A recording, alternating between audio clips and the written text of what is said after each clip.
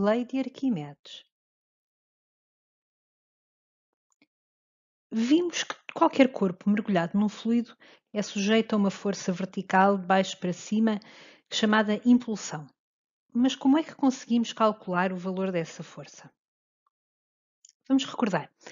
A impulsão é então uma força vertical com sentido de baixo para cima, que é exercida por um fluido sobre qualquer corpo que nele fique mergulhado, total ou parcialmente, e tem o valor que é dado pelo peso real do objeto menos o peso aparente, ou seja, o peso que ele parece ter quando está mergulhado no fluido. Peso real quando ele está no ar e o peso aparente quando está mergulhado no fluido.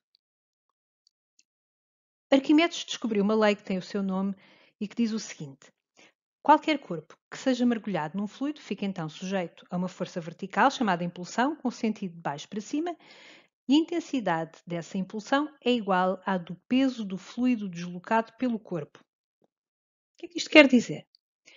Vamos supor que temos no laboratório um quita-sato e colocamos água nesse quita-sato. Ao colocarmos um objeto dentro do quita-sato, o nível da água vai subir e vai subir tanto quanto o volume que o corpo ocupa. Se eu medir a massa dessa água que subiu, e vou fazê-lo colocando um gobelé em cima de uma balança e recolhendo a água que sai pelo orifício do quita-sato, eu vou poder calcular o valor da impulsão. Como? Segundo a lei de Arquimedes, é igual ao peso do fluido deslocado. Então eu só tenho que descobrir o peso da água. Neste exemplo, supondo que eu tirei a tara do gobelé e eu medi 150 gramas de água. Ora, como uma força vai ser dada pela massa vezes a aceleração, neste caso a aceleração da gravidade, eu posso fazer os 150 gramas em quilogramas, portanto a trabalhar em unidades SI, portanto 0,150, vezes os 10 metros por segundo ao quadrado, que é o valor arredondado da aceleração da gravidade. E obtenho então 1,5 newtons.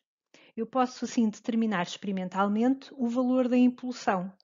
Neste caso, o exemplo seria de 1,5 newtons, o peso do fluido deslocado. Mas como é que eu posso calculá-lo?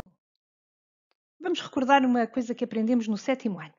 Quando falámos da densidade, ou massa volúmica, vimos que ela é dada pela massa a dividir pelo volume. Ou seja, reorganizando aqui as minhas variáveis, eu sei que a massa é dada pela densidade vezes o volume. Então, substituindo na expressão da impulsão, que me diz que ela é dada pela massa de fluido deslocado vezes a aceleração gravítica, como a massa é a densidade vezes o volume, eu vou obter uma expressão que é a impulsão igual à densidade do fluido, onde o corpo foi mergulhado, vezes o volume do fluido que ele deslocou, vezes a aceleração da gravidade. E assim, se eu conhecer qual é o fluido e o volume de fluido que foi deslocado, eu posso calcular o valor da minha impulsão. Olhando para aquela expressão, nós conseguimos ver que o valor da impulsão depende de duas coisas: da densidade do fluido e do volume de fluido que é deslocado pelo corpo. Resumindo e concluindo, a lei de Arquimedes diz-nos que todo o corpo mergulhado num fluido fica sujeito a uma força vertical, chamada impulsão, com sentido de baixo para cima, cuja intensidade é igual à do peso do fluido deslocado pelo corpo. E então eu posso também dizer que a minha impulsão é a massa de fluido deslocado vezes a aceleração da gravidade. Ou ainda que a minha impulsão é dada pela densidade do fluido em que o corpo está mergulhado, a multiplicar pelo volume de fluido que ele deslocou e a multiplicar pela aceleração da gravidade. Vamos fazer alguns exemplos para ver se compreendemos bem este conceito. Classifica cada uma das afirmações em verdadeira ou falsa. A intensidade da impulsão é igual ao peso do fluido deslocado pelo corpo imerso. Bem, isto é simplesmente a formulação da lei de Arquimedes e é verdadeira. A lei de Arquimedes não se aplica nos gases. A lei de Arquimedes não diz qual é o tipo de fluido que devemos considerar. Ela fala genericamente de fluidos. Portanto, tanto se aplica aos líquidos como aos gases. E, portanto, esta afirmação é falsa.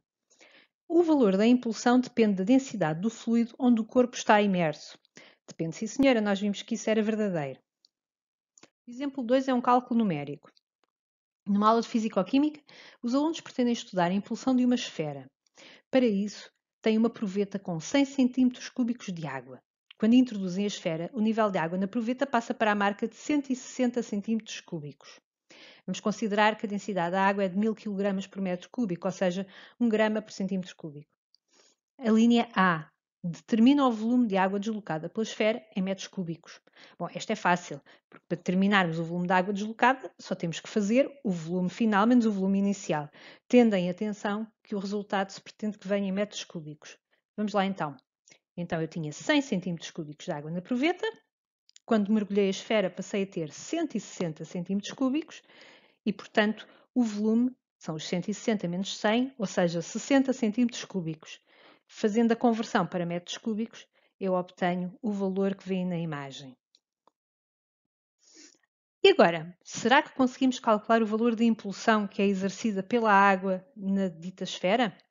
Claro que conseguimos. Temos o volume, temos o ρ, temos a densidade, a aceleração da gravidade é conhecida, então temos tudo. Bom, o ρ do fluido são os 1000 kg por metro cúbico, a multiplicar pelo volume de fluido deslocado que nós tínhamos calculado na linha A, a multiplicar pela aceleração da gravidade que nós arredondámos para 10 metros por segundo ao quadrado. Fazendo as contas, concluímos que o valor da impulsão exercido na esfera é de 0,6 newtons. E como diria o nosso amigo Arquimedes, Eureka!